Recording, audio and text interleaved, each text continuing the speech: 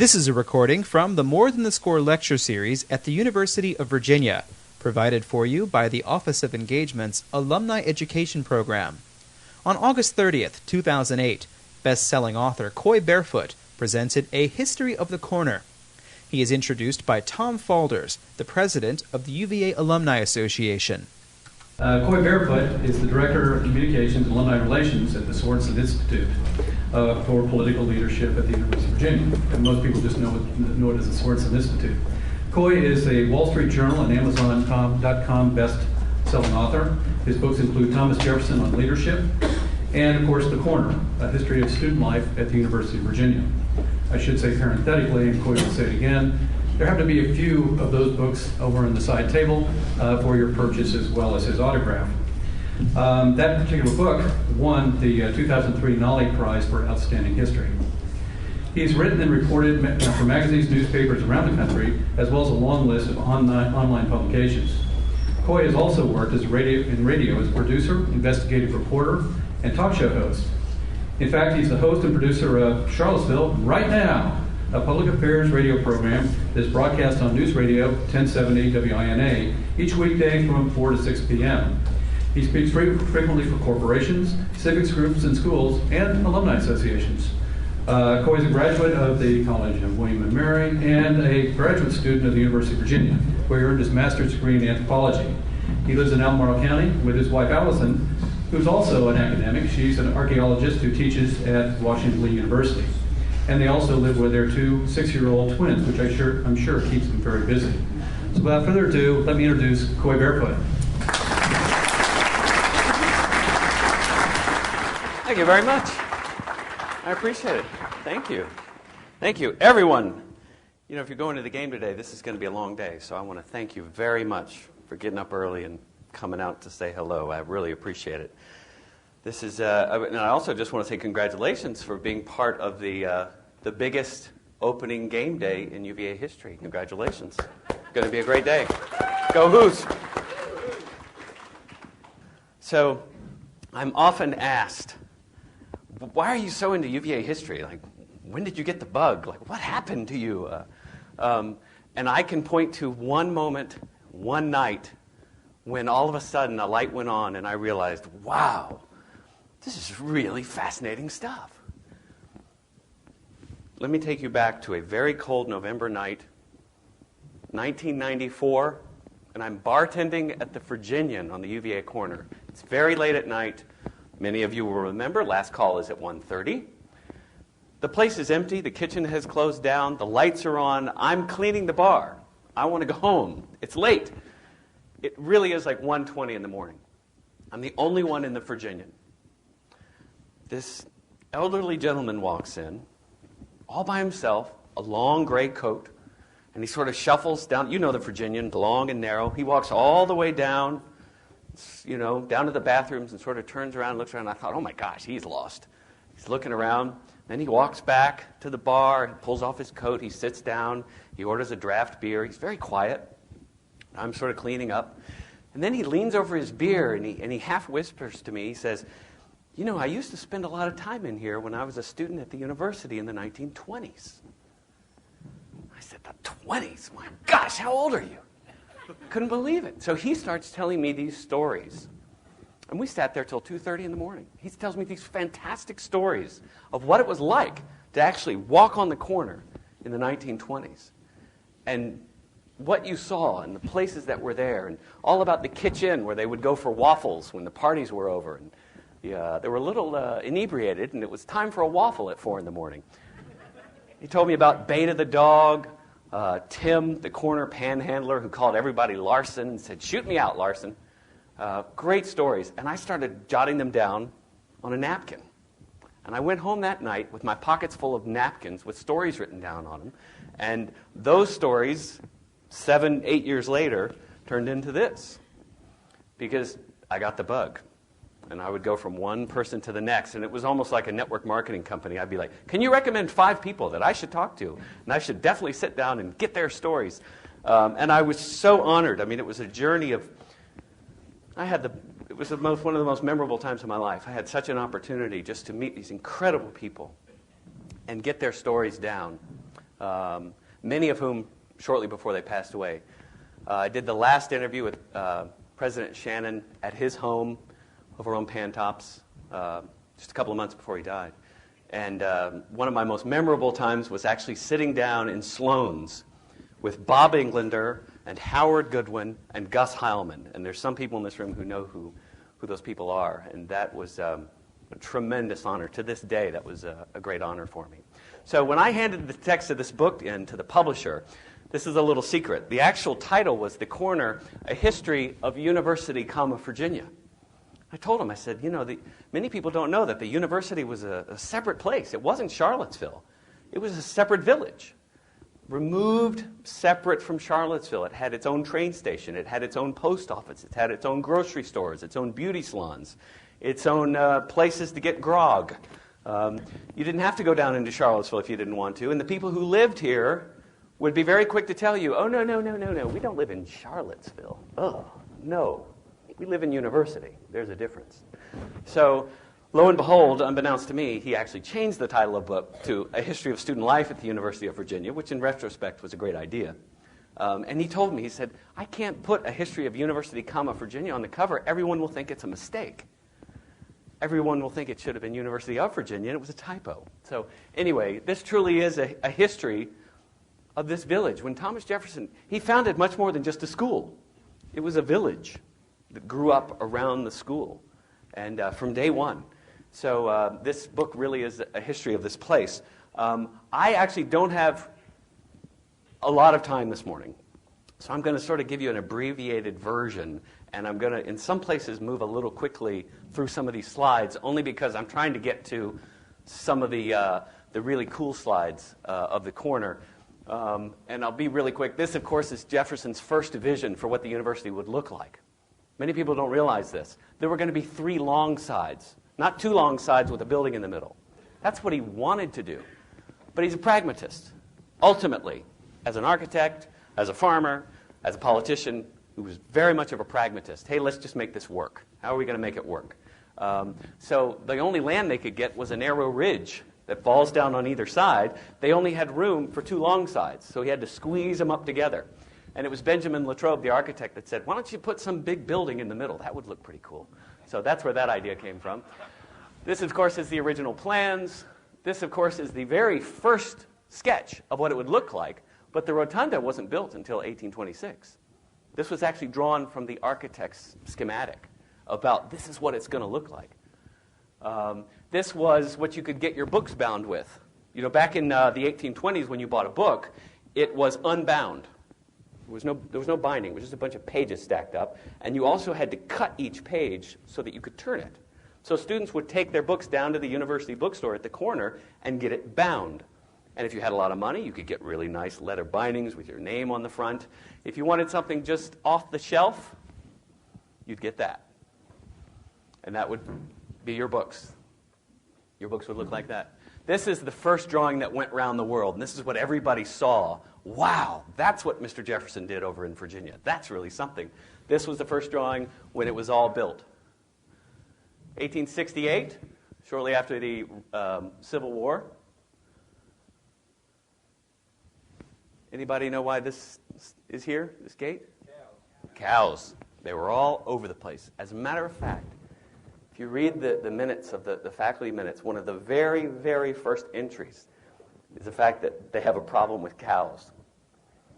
Right when the school opened, March 7th, 1825. What are we going to do about these cows? They're everywhere. 1875, notice the dark dome on the top. 1890, notice the cupola to bring more sunlight. An October morning, 1895. The fire, of course, started in the annex. I'll tell you about that in just a minute, show you where that was. But I remember when I first saw this picture, I thought, wow, people really dressed up to go to fires back in those days. I mean, there's not anybody in here who's not dressed to the nines. That's very strange. And then I realized, oh, wait a minute, it was Sunday morning. They were all running from church. The whole town, and all the churches emptied out, and everybody ran up to the university. There it is afterwards, total devastation. So much money poured in, literally from around the world, to rebuild Mr. Jefferson's university. They not only rebuilt the rotunda, they had enough money left over because they still needed classroom space. That was the whole reason they built the annex. They needed classroom space desperately. Anybody know what they did with that extra money? Cabell Hall. The buildings at the end of the lawn were built with money left over from the rebuilding fund from the rotunda. They had enough money to build 3 big new buildings and close off the south end of the lawn, despite the fact that Mr. Jefferson specifically designed the lawn to open to a view of the mountains. He said that view to the south will be symbolic of the limitless freedom of the human mind. He wanted the landscape to actually speak to the teachers, to speak to the students, that you are watching your mind expand to the horizon. And perhaps symbolically, they put some buildings there and closed it off because they needed the classroom space. And part of the motivation was the fact that a neighborhood of free blacks and poor whites had grown up at the foot of the lawn. And the faculty, you can read it in the minutes, they were tired of looking at the houses and the chimney smoke and the clothes on the line. And so they just thought that was an unsightly thing that guests at the university had to look at. There is the annex, 1853. Of course, it burned down. The fire started in the attic of the annex where they had all the art supplies. Oils, lots of paper. It just went up like a tinderbox immediately. So let me tell you about the building of the annex, 1851. It was all about classroom space. They had so many kids that came through in the 1850s, they needed more classroom space. The population got about 600 kids. It would not get to that point again. The Civil War, of course, devastated the school. It wouldn't get to that point again until the 1890s. It would take that long for the university to recover. Robert Mills, the architect for the annex, said, what we need to do is we're going to attach this thing onto the north front of the rotunda. And what we need to do is we need to build up the land there in front of the rotunda, because right now it's just sort of a hill with scotch broom. Just a yellow weed just sort of growing up on the backside of that hill, and it's sort of muddy. And we need to build up the land there to provide a solid foundation for what would become the largest public auditorium in the South for decades. So he said, let's build it up. Now, should the earth thus taken out of this area not suffice to make up these terraces? Because you'll notice the terraces, they're there today. They're still there. You can see the foundation of where the annex sat. It sort of terraces down to University Avenue. He said, let's find some other earth somewhere. Let's find some dirt and just move it over there and throw it down so we can build the foundation for this building. Anybody have any idea where that earth came from? You're exactly right.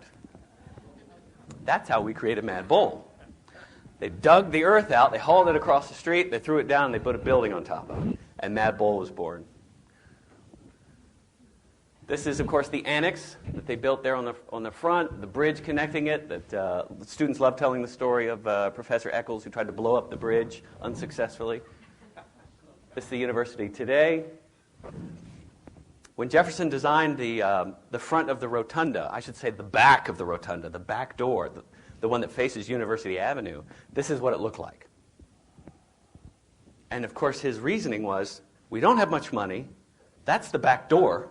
Not many people are going to see it. I'm going to put my money on the front. Pragmatist.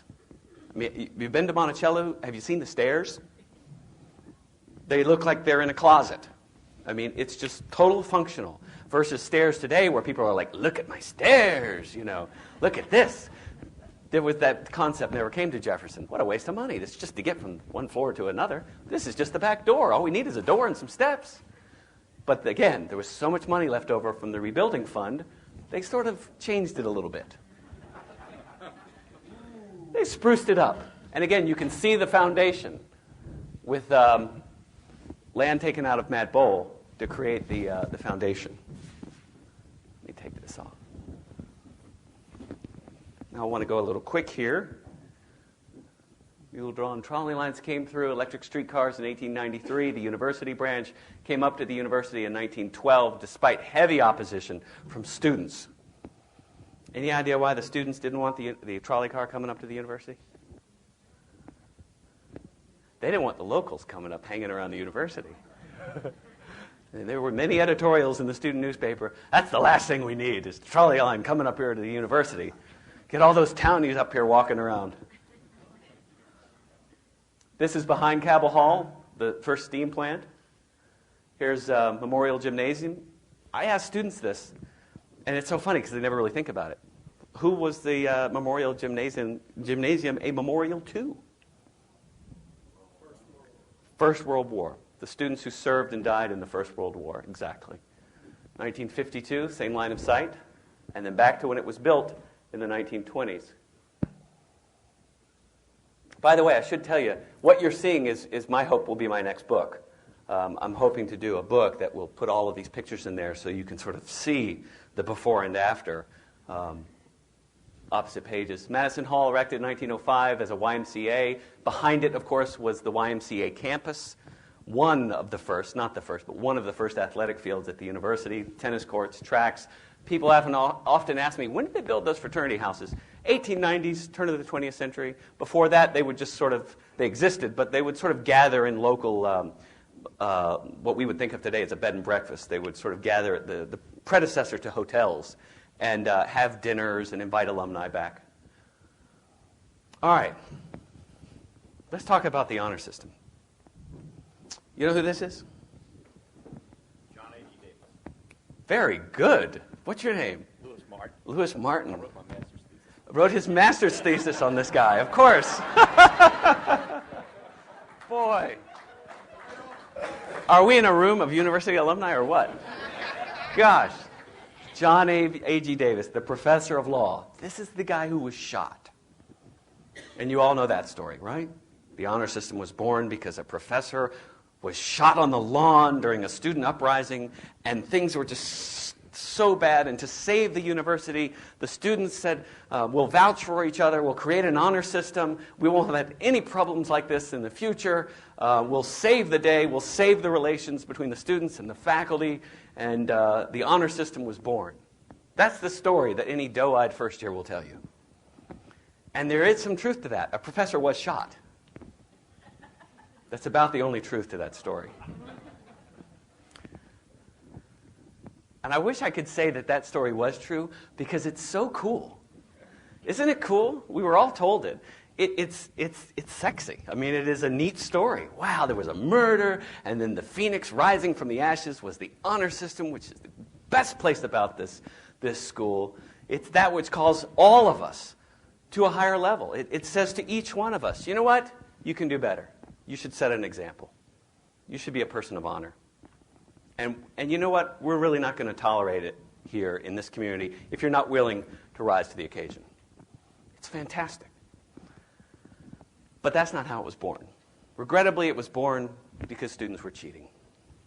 That's the truth. That's what the historic record tells us, at least. The story of the murder of their professor actually causing the honor system does not appear in the historic record until 1950. It was somebody looking back thinking, they must have had something to do with each other. One is 1840, the other one is 1842. But not. So here's the real story. He was shot in November of 1840. Let's go back a few years to see first why he was shot. When Jefferson founded the school, they agreed right from the start that they were going to have a student military company, what we would think of today as ROTC. It was seen as a good way of building character and getting students outside to get some exercise, and this is a good idea. We're going to do this. So they had what was called a student military company. And the only rules were, there were two. When you come back in the fall, you have to ask permission to reform. You can't just come in and go to the armory and get the guns and start marching. You got to ask permission from the faculty. Of course, there was no president. Jefferson didn't want a president. He didn't want an administration. Like his view for democracy, the folks who live here should be the ones to run it. So the faculty would run the place, and there would be a chairman of the faculty, but no president. So the faculty were in charge then. Well, everything worked fine until 1836. 1836, the students come back. Oh, by the way, the second rule was, if you're told to put the guns up, you put the guns up immediately. So 1836 comes around, and the students get back to town, and they just get the guns out and start marching. They didn't have permission. And the faculty just sort of politely said, hey, you remember the rules for the student military company? You should have asked us permission before you did that. I mean, go ahead, but next time, remember, there's a rule for this. So the student leader of the military company comes before the faculty and says, you know what? He was sort of, he didn't like being reminded that he had broke a rule. So he goes before the faculty and he says, Basically, screw you. We're going to do what we want to do. We're the student military company. We want to go get the guns and march when we want to march. That's what we're going to do. So we henceforth exist under our own rules. And there were about half of the student body then in the student military company. So the faculty did exactly what I would have done. Oh, okay, well then you're all expelled. Go home. You don't want to play by the rules of this community, then just go home. Put the guns up and go home. So the reaction in 1836 by the student military company was not to obey the rules. They took over the school. Lots of gunfire, firecrackers, breaking windows, mayhem for 3 days straight. Total mayhem. Drinking. Unbelievable. There's a great account by one of the students' children writing, basically saying, we can't leave our homes, we can't sleep, they're up all night, they put a flag up on the rotunda and they're shooting at the flag, they're just going crazy. They put a tin horn through one of the windows and were blowing on it all night to keep the faculty awake.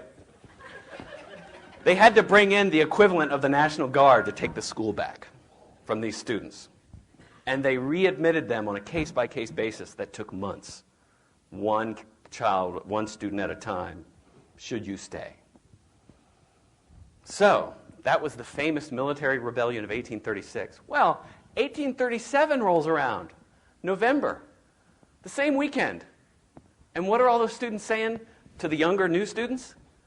Oh man, you should have been here last year. We had such a good time. We went, oh man, we took over the school and we shot out the windows. It was fun. We had a great time. And what did the new students say? Let's do it again. So they had a celebratory anniversary riot on the same night in 1837. 1838 rolls around. Oh man, you should have been here 2 years ago. You should have been here last year. Let's do it again.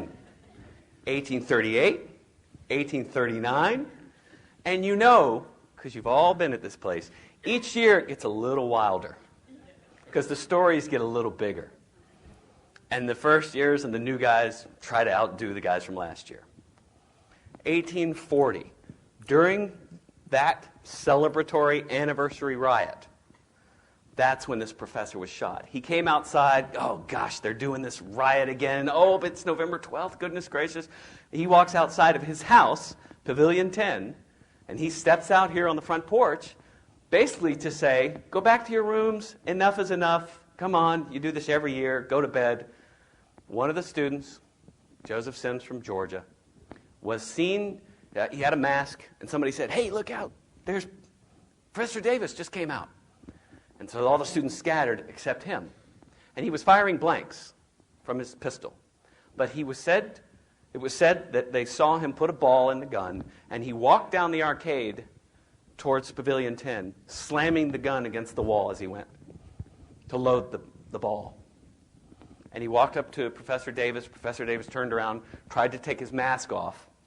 If he takes his mask off, he could probably be expelled once he knows who he is. By the way, that's why they put their names on their door. Because in riots, students would run back into their room. They wanted to say who was who. Who are you? Which room? Who are you going in there? Tried to take his mask off. The kid shot him in the stomach, and he bled to death. He died the next morning. Awful. Horrible, horrible thing. Fast forward 2 years. Professor Davis was succeeded on the faculty by Henry St. George Tucker at a meeting on July 4th, 1842, in reaction to repeated stories of student cheating. Henry St. George Tucker said, you know what, why don't we, they agree to abide by all the rules when they come in. It's called the Matriculation Pledge. They agree that they're not going to violate any of the rules or cheat when they get here. But we should make a direct appeal on every assignment to their honor. So why don't we just have them attach something to each thing saying, I didn't cheat. That's July 4th, 1842, an afternoon faculty meeting. There is no mention of the murder of Professor Davis 2 years before. The only connection is the fact that Professor Davis was succeeded on the faculty by the guy who made the suggestion, hey, why don't we have a pledge to stop this cheating? Now, there are some people here at the university who they don't really like the fact that I dug this up. They like that story. I like that story. That's what I was told. That's a cool story. Yeah. Well, here's the smoking gun, no pun intended. In 1819, when the centennial history of the university was written, the 100-year history, when somebody sat down and said, this is the history of this place, when he wrote about the origins of the honor system, he doesn't even make any mention of the murder of Professor Davis. It's not even there anywhere. In fact, he says, everyone today believes that the honor system was created because we were copying William and Mary, who had an honor system. Well, that's not true. We were just trying to stop cheating. It's right there. There's also a talk by a professor in 1901 where he's going around to other schools, and he talks about the honor system. And he says the origin of the honor system, no mention of the murder of Professor Davis, has everything to do with following Jefferson's ideals for creating an honorable member of the society. So that's the origins of the University of Virginia honor system. That's Henry Martin, the bell ringer at the university. He was born a slave at Monticello, and he was sold to help pay off Jefferson's debts. He ended up working at the university, where he rang the bell every hour, on the hour, from 4 a.m. to 10 p.m. for over 50 years. I mean, you want to talk about somebody who was the heart of this community? And per Jefferson's design, you could hear the bell ringing in Charlottesville. He wanted the university to be the timepiece for Central Virginia. Amazing, amazing guy. Now, during my research, I managed to dig up some pictures that had never been published before. And this picture you're about to see, I literally found in a shoebox in a woman's attic. And she said, oh yeah, I forgot I had that. Here's Henry Martin hanging out with some students drinking behind West Range in 1902. Isn't that fantastic? Just having a good time. So, let's talk about the origins of the Seven Society. And I should say, people often ask me, you're going to publish the members, you're going to tell people who they are. I don't know who is a Seventh Society member. I've interviewed some, but I only knew after they died that, oh, he was a member. I didn't know that. But I do have what, to my knowledge, is the only complete list of everyone who has passed away and been identified as a member of the Seventh Society.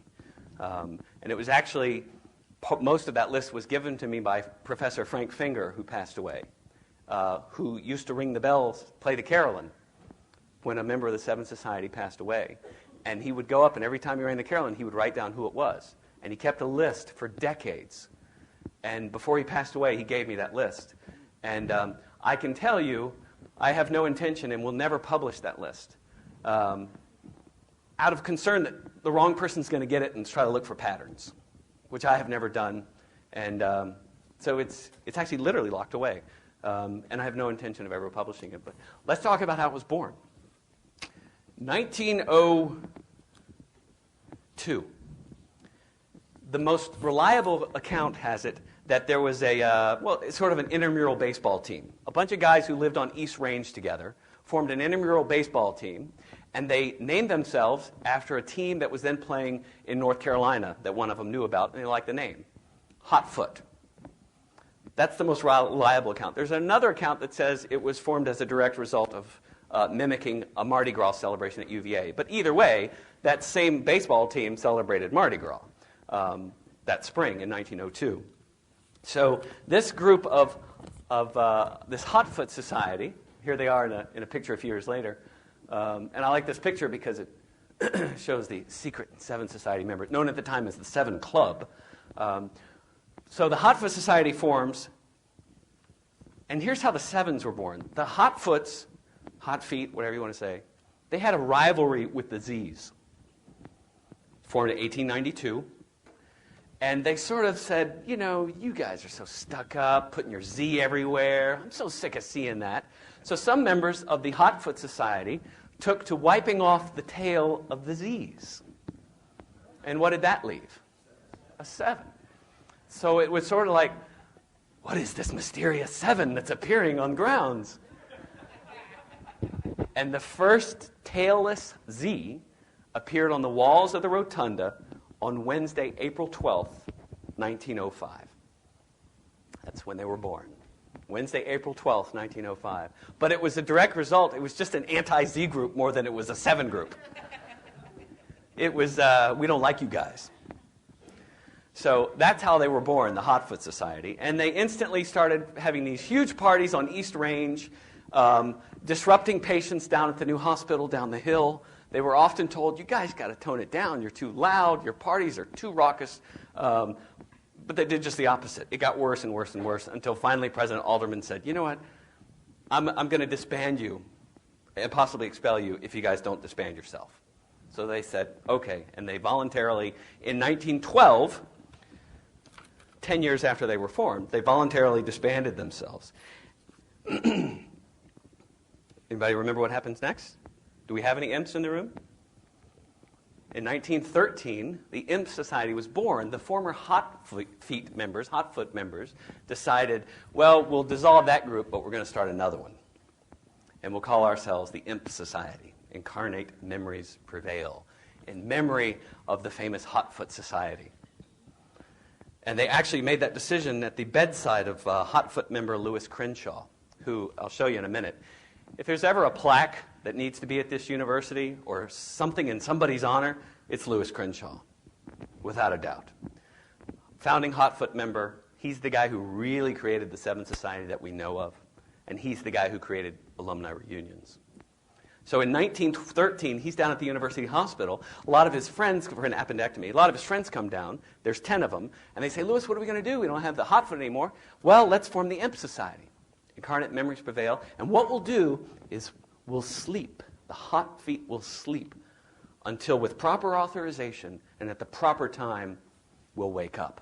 And the Hotfoot Society, will be reborn out of the imps, who will carry our legacy into the future until the right time when we come back. So the Imp Society made its first appearance on grounds on a Saturday, February 1st, 1913. Wouldn't it be so cool if on February 1st, 2013, the Hotfoot Society woke up? I would be in such awe. That would be so cool. And so if you know any imps, tell them the history. I think it would be so neat if all of a sudden the imps were gone. They did their job. They kept it alive. And now the hot feet are awake. You'll notice in this picture of the Hotfoot Society, but they can't be as raucous and as crazy as these guys were, or they'll have to disband again. So you'll notice in this picture, you see the guy in the middle? That's a cadaver. Very common at the time for the medical students to go get cadavers out of the anatomical theater and have pictures taken for the yearbook. Yeah, it's sort of creepy. Here he is, Lewis Crenshaw, the first big alumni reunions, 1913. He's the guy who single-handedly said, we should all go back. Let's get different classes to go back. And the past few classes went back. They all wore the same uniforms. Some of them were dressed as prisoners, and some of them were dressed as sailors. And they had a big tent. If you hear Alumni Hall referring to the big tent, that was born at this very first 1913, because he set up a big tent. And they said, we'll see you at the big tent. And this is the guy that put it all together. He was also the guy that on the 10th anniversary of the founding of the Hotfoot Society, on the 10th anniversary, it was on Monday, April 12th, exactly 10 years to the day, and I don't even know if this was intentional. It was 10 years to the day that first tailless Z had appeared on the wall of the rotunda.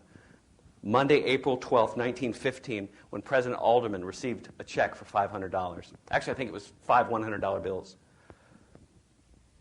from the 7 Society, celebrating their 10th anniversary and to create a needy fund for students. That's when the 7 Society that we all know was born. This group that secretly donates money to the university, pays for certain things that will just help this community, and never once asking for any kind of recognition or any kind of thanks. It's beautiful. Their anniversary, their 100th anniversary, came and went without so much as a whisper in 2005. And I was sort of watching to see if something was going to happen. Nothing. And you know what? I think it would have been inappropriate if it was, because part of the MO is we don't want thanks. Just let us do what we do. It's really beautiful. This is the guy that created it. He did it in 1915. He's the one that sent the check. And there's There's no statue. I don't know of anything in his name, in his honor, but this... Oh, I'm sorry, there is. There's a plaque. Good. Out in the patio here. Wonderful. Yeah. He's the guy. And we'll try to speed up here. We need to get down to the corner, but everybody knows where this is? This is the Anatomical Theater, the building designed by Mr. Jefferson where the med students would work. There it is. Hard to imagine, because it would never happen today. Hard to imagine that it was actually torn down in 1938. That's where it was. And they tore it down because they were building this building, the new library, and they thought it was sort of marred the view of the library, got in the way. Let's get that old building out of here. We would never do that today. This is the other medical building that's been raised, the University Dispensary, down across from near the George Rogers Clark statue. And if you walk down there today, see these steps here? You can still see those. There they are right there. A little hard to see, but that's the University Dispensary. That's where medical students learned outpatient surgery, pharmacy, that kind of thing. West Range Road. This is how it started.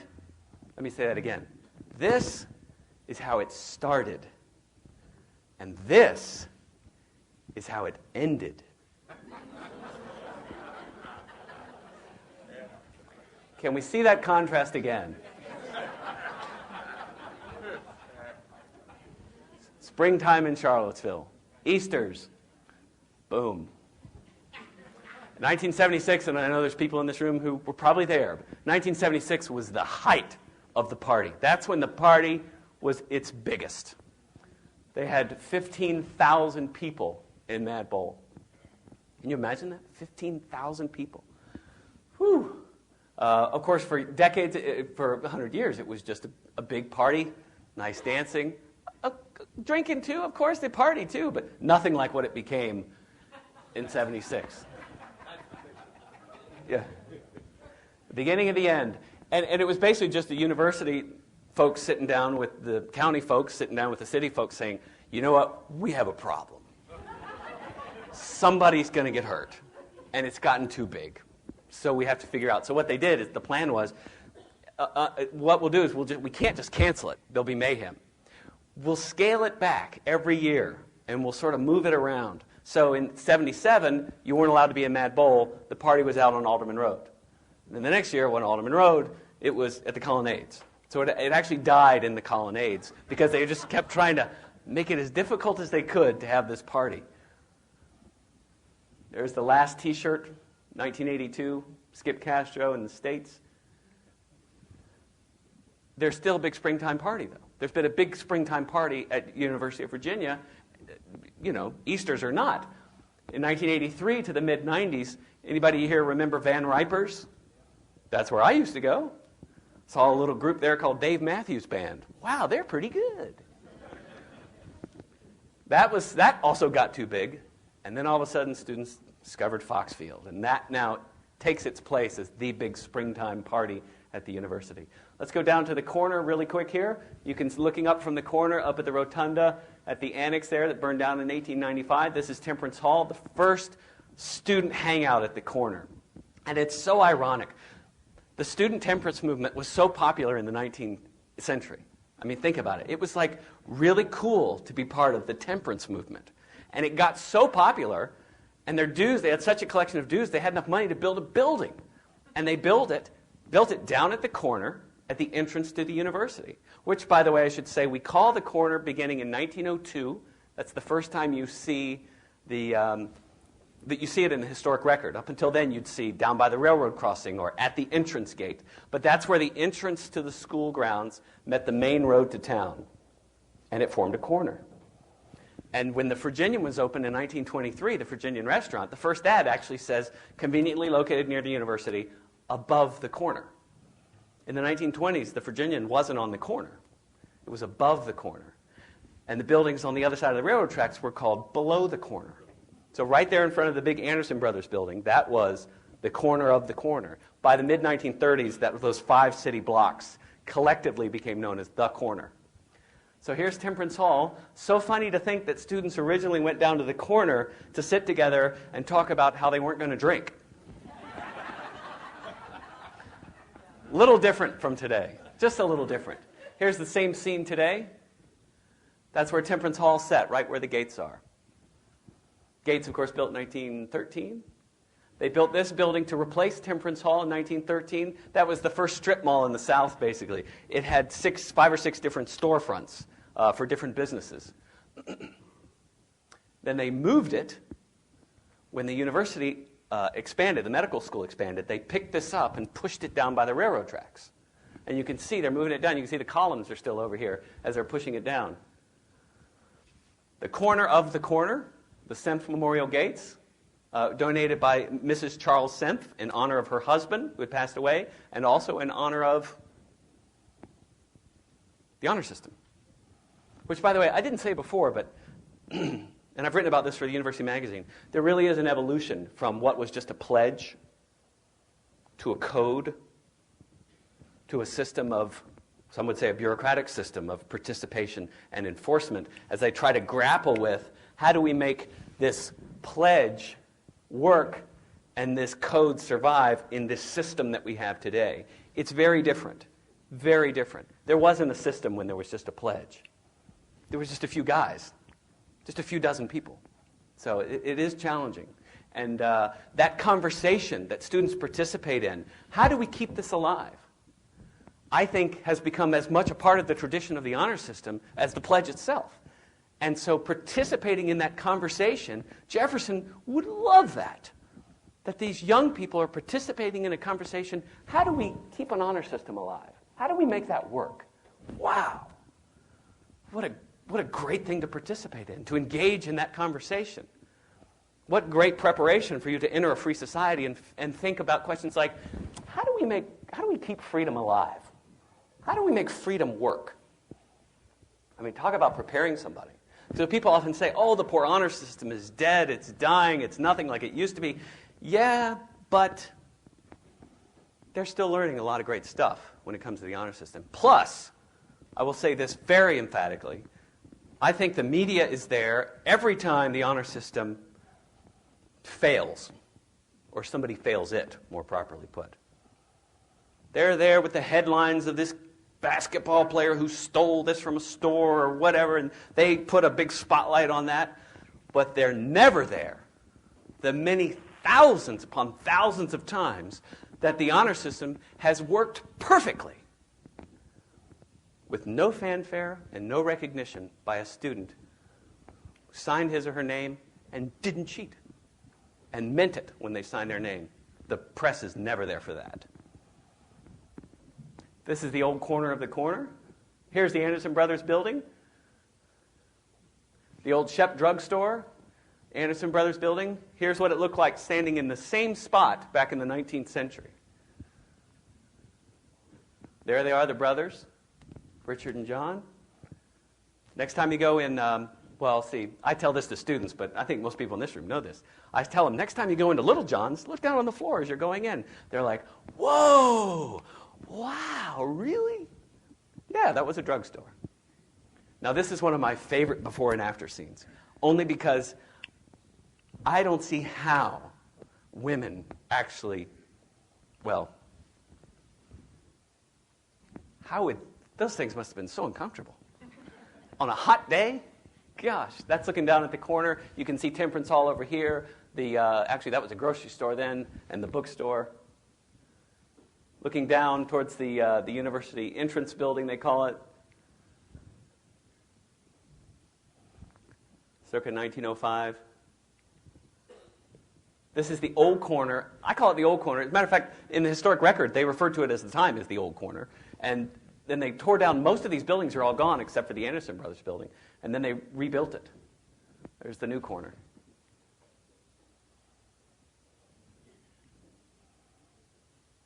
Chancellor Building, 1914. I'm going to move a little quickly because I know we want to get to questions. I don't want to keep you here all day. Sam Chancellor's drugstore, which had great chicken salad sandwiches, I'm told. Now, a Mexican place. Here's the famous railroad trestle. So I'll tell you the story of this railroad trestle. That was actually a graded crossing originally. Everybody knows what a graded crossing is, where the road goes over the railroad tracks? Picture that for a minute in your head. This is a tunnel that they dug The road went over the railroad tracks originally. Turn of the 20th century, well, what students would do when the train slowed down and going around the corner on its way down to Charlottesville, they would jump on for free rides to go downtown. And one of them fell and died. And so there was this big uproar. What are we going to do? And the solution was, we got to figure out a way to separate pedestrians from the trains. Just we need to do something.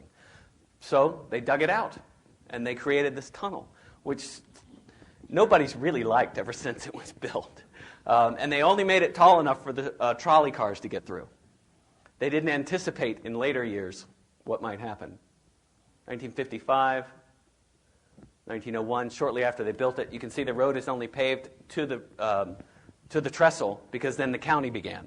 So there was all dirt roads because they didn't have enough money. That's what happens today. Anybody ever seen that?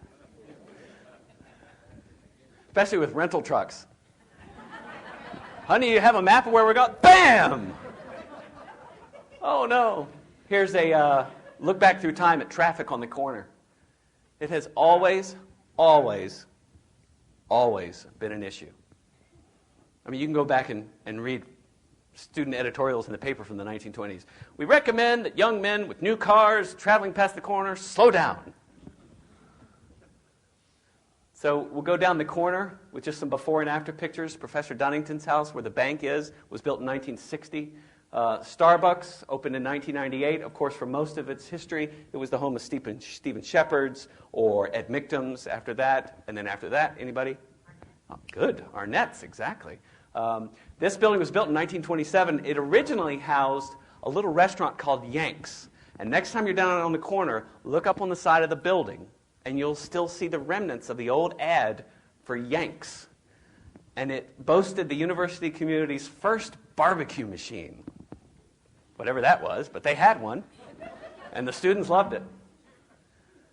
Ellwood Avenue, of course, named for this little girl, Ellwood Page, who went on to teach generations of Charlottesville kids how to ride and care for horses. This is her mother, Mrs. Ian Page, who had a boarding house on that street, and the students named the street after little Ellie, who they would always see out on the street.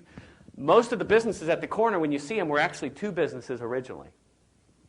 When you see something like this, see how that has an awning, looks sort of funny, but it's all Mintzer's? That was a separate business, and a lot of you in here remember that. It was originally Collins and Men's Clothing Store, and then, of course, it was Res Roman's University Sports Shop, which, if you go in that side of Mintzer's today, it looks like this. But if you walked in to ask Mr. Roman about restringing your tennis racket, you'd see him sitting back there like that. And one of my great honors working on this book was to meet him before he passed away. And he lived over here on University Village on Old Ivy Road, right towards the top, majestic views of the Blue Ridge, absolutely beautiful. And it looked down on where the Faulkner family estate. And during the conversation, he actually looked over and he looked down. He said, I never thought I would get to the point in my life where I would look down on Hunter Faulkner.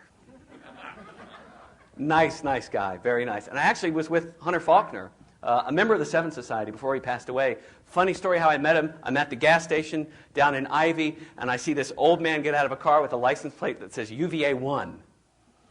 And I'm like, I walk up so naive, are you an alumnus of the university? Hunter Faulkner. Yeah. He said, yeah. What do you want?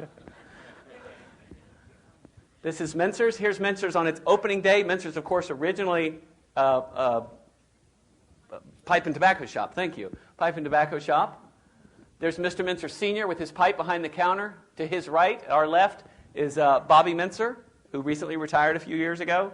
I'd had a great conversation with him on my radio show. He told me the whole history of Mintzer's on my radio program. And it's podcast. You can check it out, cvillepodcast.com, and you'll hear it. It's a fantastic story, his memories of the corner. Here's at the corner 2007 in Mintzer's. Here we are in 1965. The pipes are still there, but barely hanging on. They actually used to have, some of you may remember this, they actually used to have collegiate pipe smoking competitions where they would get guys from different schools, put them on a stage, and see who could smoke a pipe the longest. Mr. Mintzer was the coach. The Virginian opened in 1923. Here we are in 1974. Anybody in here remember that? I think that's so beautiful. I love that. Even prettier, and this is why I'm a historic preservationist. Look at the Art Deco Virginian in the 1930s. Is that not gorgeous? Gosh. Jones's Barbershop, of course, downstairs. Milton Via joined after World War II. He was there cutting hair when President Clinton was retiring. Here's what's now 3. This has been a string of different places. But originally, well, for most of its history, we know it as University Cafeteria, the UNICAF, of course. I actually got to talk with Cleve Weber before he passed away, who was the manager and the founder for many years. And he's the one who gave me some of these pictures. This is the student bookstore today. For a long time, it was, I'm drawing a blank, Rexall's drugstore. But the left side of it, the left side of that building, anybody in here been to this place? There you go. The Cavalier. Talk to alumni who were back here in the 30s and the 40s. The Cavalier was the corner. The Virginian was for first years. By the way, first years were not allowed to hang out at the corner until the 1930s. That was a no-no. And then they had such an explosion of a student population in the late 20s that you really couldn't have that rule anymore because there were so many of them. So the upperclassmen, who were called corner kings, they said, okay, you can have the Virginian, but you can't have the Cavalier. This is the Cavalier.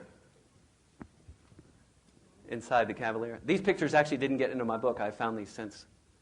Look at those beer cans. That is the Cavalier. Now, in one picture, this is the history of the corner. It's an old house with a commercial annex on the front of it. The house built in the early 1890s, and the commercial annex put on the front, which is where the Cavalier was, in 1928. That is the history of the corner. An old residential street that just became commercial. Here's back in the corner parking lot.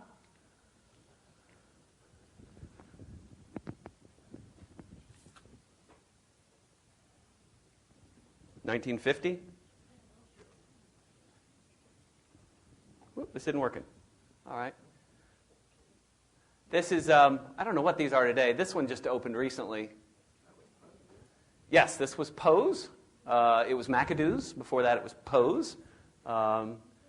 Before that, it was the Horseshoe Bar. Fred Dove had the Horseshoe Bar there for many years. But going way back, it was the Kitchen. This is where they ate their waffles at 3 in the morning. Having a good old time. And the Kitchen, there was originally a little streetcar here, trolley car, that was a little dining car. They put a log cabin facade in front of it to make it look cool. And then later they built this building, the Kitchen Annex. And again, this is where Poe's is, or McAdoo's. This is going way back. This is before they built the log cabin facade. And that was one of the first real popular eateries on the corner. This is looking down the corner in this same block, College Inn, the old Eljo's location, University Grocery.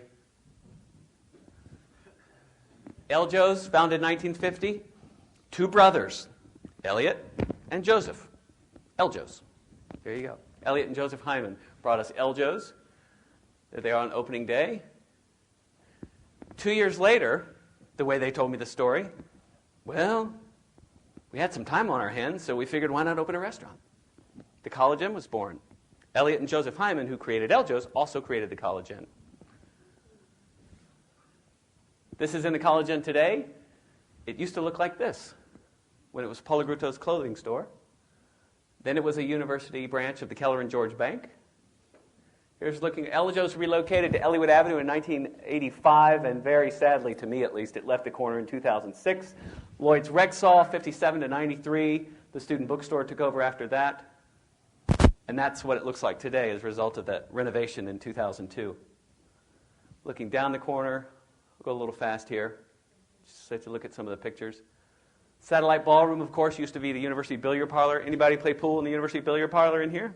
There you go. You know, it's funny. When I interview alumni about the history of the university, they always bring 2 things up: the honor system and the pool hall. This is what it looks like today. Soon to be a CVS, which I have said on my radio program, and a lot of people are disappointed about it. Personally, I have no problem with it. I would love to see a pharmacy on the corner. That is very much a part of the tradition of the UVA corner. There's always been a pharmacy there until recently. We don't have one. And I love to see that because I don't want it to be a food court. It's always been sort of downtown of this little village of University of Virginia with all sorts of businesses. So, yes, it's a national chain, but the Corners had plenty of national chains. Mincer used to be an A&P back in the 20s. So there's a tradition of national chains. There's a tradition of a pharmacy. And you know what? CVS will come and go, just like all of these. So I don't really have a problem with it. Here he is, Carlton Van Leer, the University Billiard Parlor. Richard Lightning Goree over here to the right, who would rack your balls up. This is Corner Merchants. They were so kind to get out here for me on a very early morning in July of 2000. This is standing in the same scene in 1917, Corner Merchants.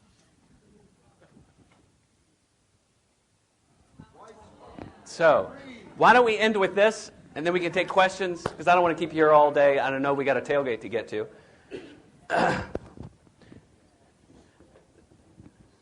There was a beauty parlor on the corner, and they moved out, and they went up to Anderson Brothers bookstore building on the second floor.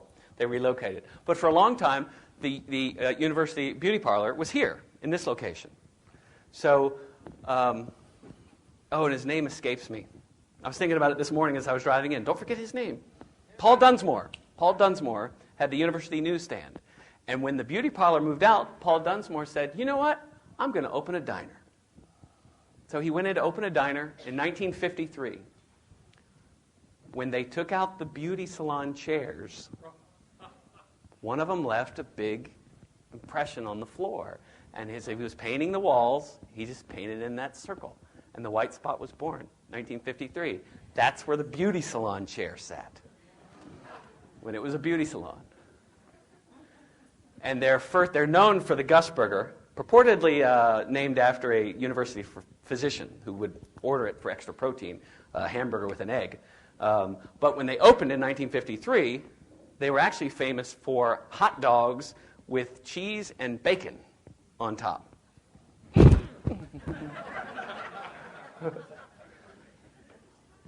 So why don't we end it there? Thank you all so much. I really appreciate it. I've enjoyed it. Thank you.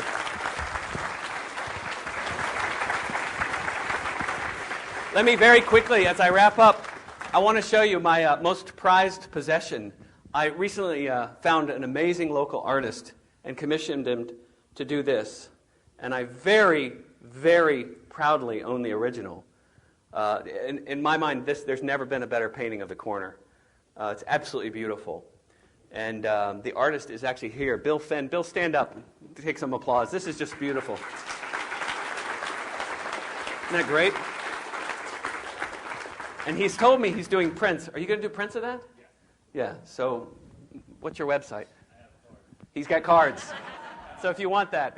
We're actually meeting next week. He's going to do another one of sort of the Virginian Mencers area.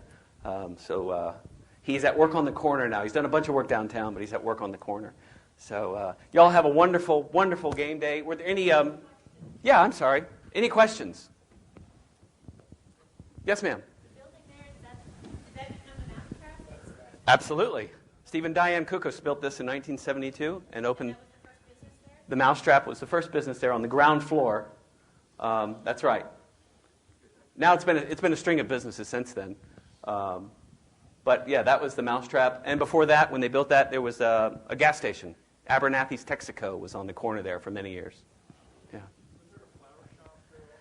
Right across the street from that was Page's Florist and Greenhouse for, over 100 years before they built the 14th Street, what's known as the 14th Street Mall, with St. Martin's at the corner, which just celebrated 24 years, by the way.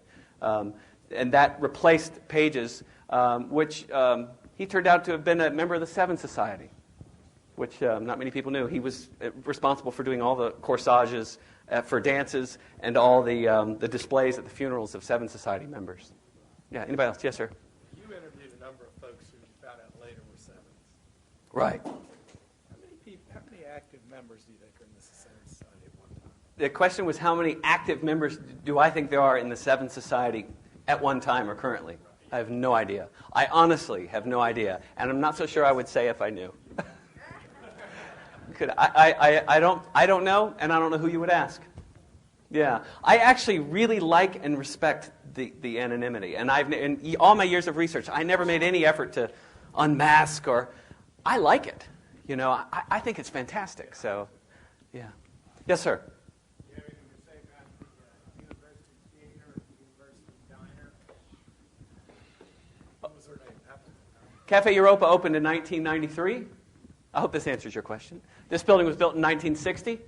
Before that, the University Diner opened in 1932, home of the corner's most famous dessert item, the Grills With. Absolutely.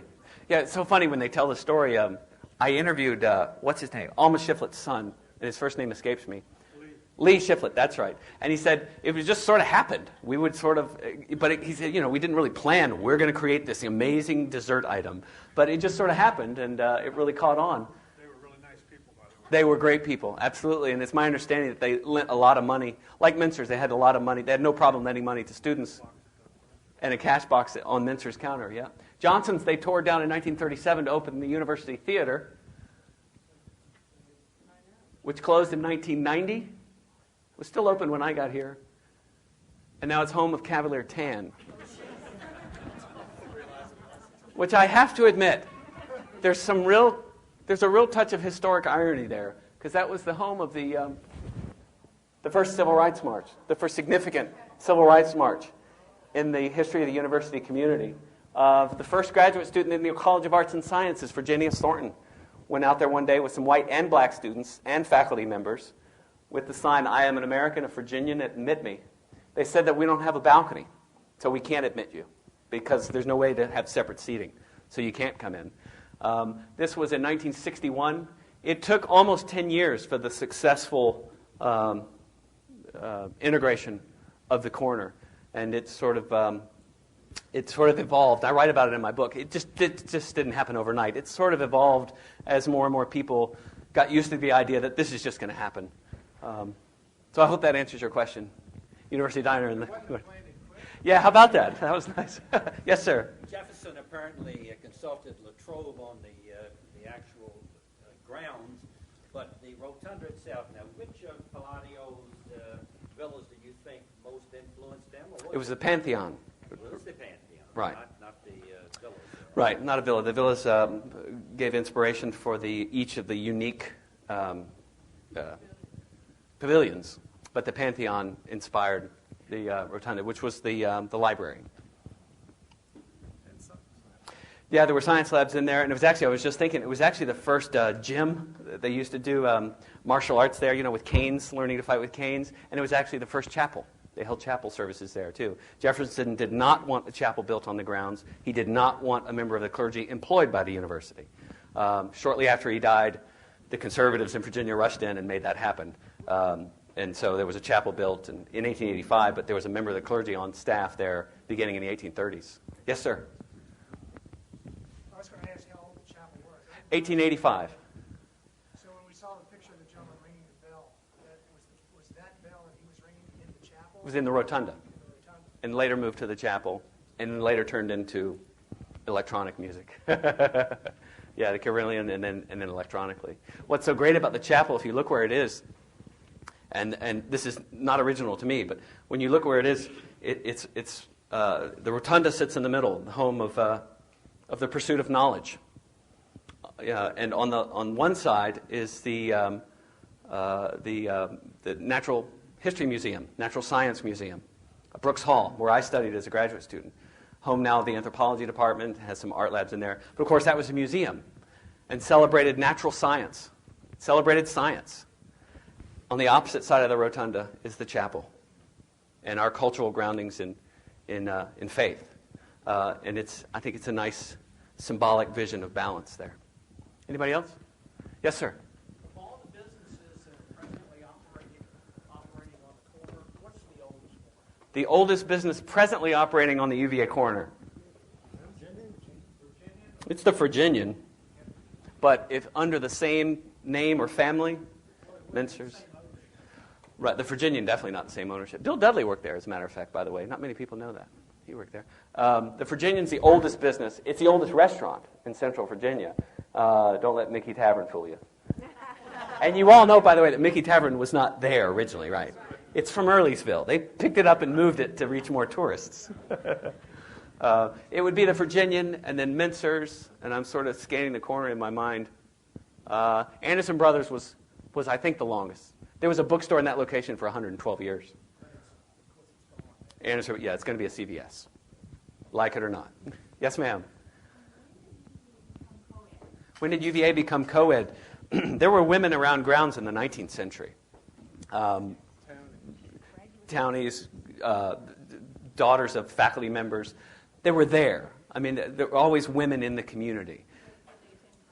They attended some classes in the 19th century. But really, you see the nursing school, the turn of the 20th century. You start to see nursing classes. Graduate school, School of Education in the 20s. I actually interviewed one of the very first women to go to the university and in the 1920s. And she said, you know, they told us we had to sign up in the education department. She said, but when I got there, I could take any class I wanted. There wasn't, you can't take that class. So she said, I think that was just a front because I took anything I wanted to. And she said, I never had a problem with anybody. And as a matter of fact, she said, when I would walk home to my boarding house, in Mrs. Speed's boarding house up Rugby Road, she said, shortly before any tests, a little group of students, of boys, would follow her back to her boarding house. And she would walk up on the steps of her boarding house and turn around, and they would ask her for her notes, to borrow her notes before any test. Yeah. And of course, really in the face of some serious litigation, 1969, 1970, 1971, that's when you started to see women admitted into the College of Arts and Sciences. And the fear all along was, it'll kill the honor system and the grades will plummet. I think you could argue the opposite on both, successfully. Anybody else? Yes, ma'am.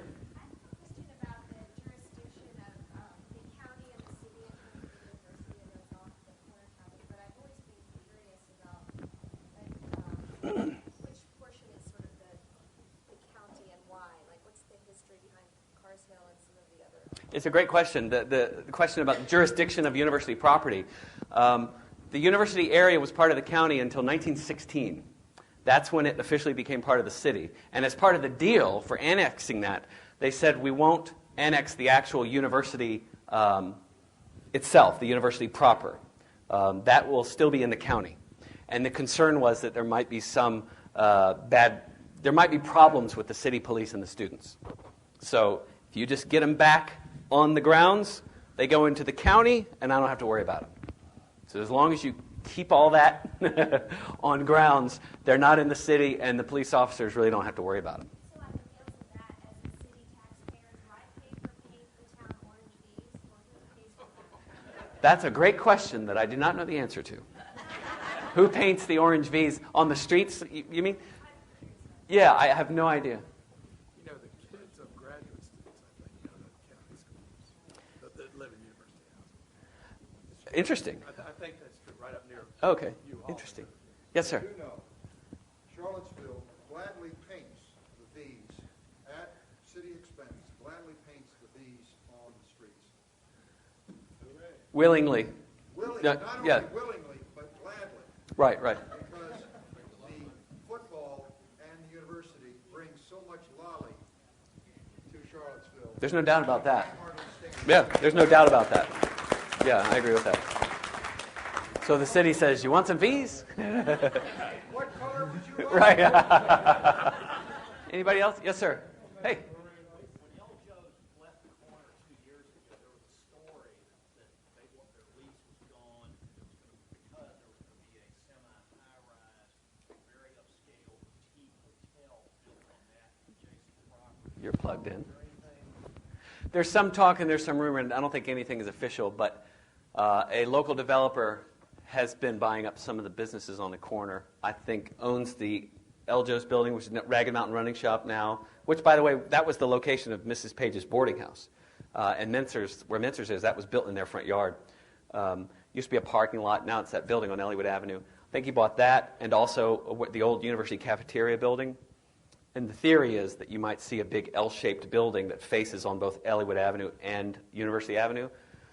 That's the theory, but as far as I know, that's a protected historic district. It's going to be pretty difficult to do anything major in that area, which personally I think is fantastic. But we'll see how it plays out. He's got that building where Qdoba is on the side. And, Chancellor Building as well, down near the railroad tracks, the Chancellor Building as well, which I think are all historic properties protected under a local ordinance. So it would all have to go before the Board of Architectural Review.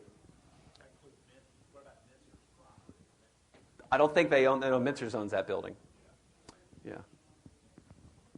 Yes, sir. So there are city codes about what you can build in co-rec, or is just this historic designation the only thing that covers the district? I don't know specifically the answer to that, but I do know that there is a separate historic corner district recognized by the city. But it's just a city thing, it's not a state thing or a federal thing, so they can change it anytime they want. Perhaps so.